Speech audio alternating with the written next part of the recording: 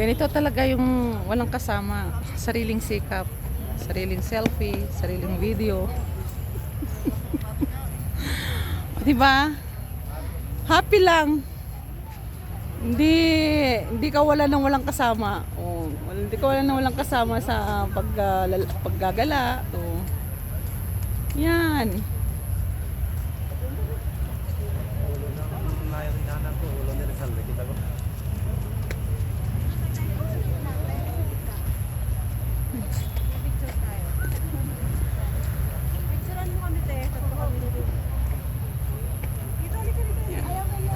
Dalawa na lang tayo kung ayaw niya.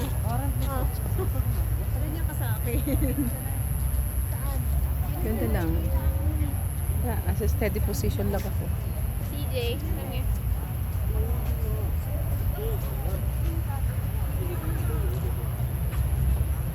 Sariling sikap. Sariling kuha ng video. Sariling kuha ng picture. Ito pa yung disadvantage ng solo. Solo gala. Walang magpipicture sa'yo. Walang magbi-video. Sarili mo. Yung advantage po nung may kasama. May taga-video ka. May taga-kuha ka ng picture. Yun pang advantage. Pero mas maganda yung solo na lang. Wala kang alalahanin kasama. O, di ba? O, see?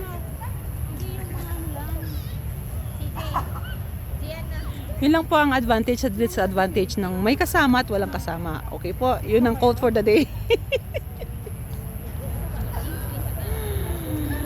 Ay nako, ang ganda ng weather.